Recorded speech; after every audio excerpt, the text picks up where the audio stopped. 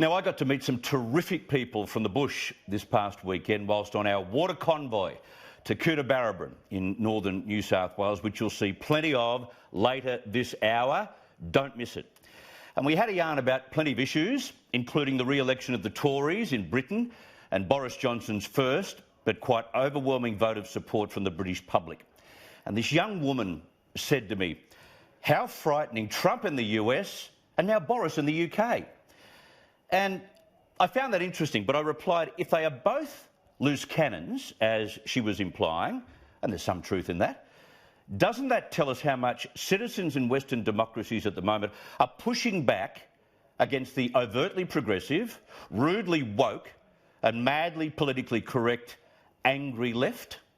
I think it's entirely true. Not just in the US, not just in the UK, the same applies right here. An ailing coalition won the unwinnable election, remember that? And that's what Boris's mammoth victory says. Plus, of course, the electorate has also punished those MPs for not carrying out the will of the people on Brexit.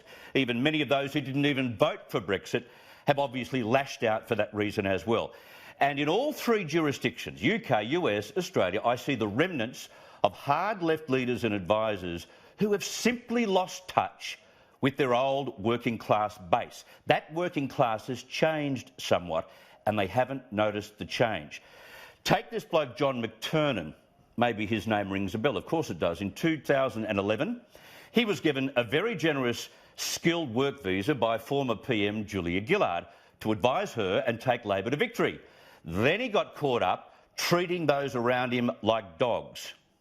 Yes, it was quite interesting reading, going through all these emails, Virginia and Michael.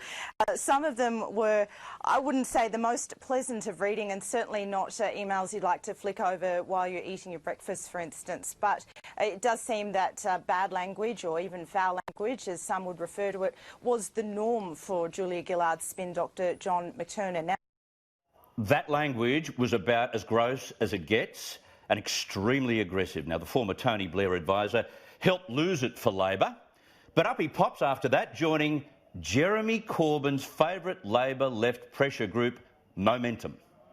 In essence, the future of the left and the Labour Party in the UK is to answer the big questions about pensions, health, social care, housing, the big domestic issues that people are concerned about.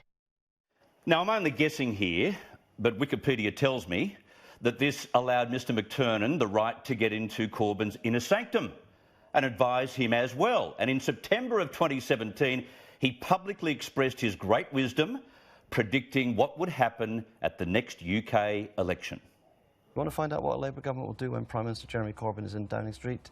Have an election and we'll find out, because Jeremy's going to win the next election. Oops, wrong again, by the length of the Ascot Strait.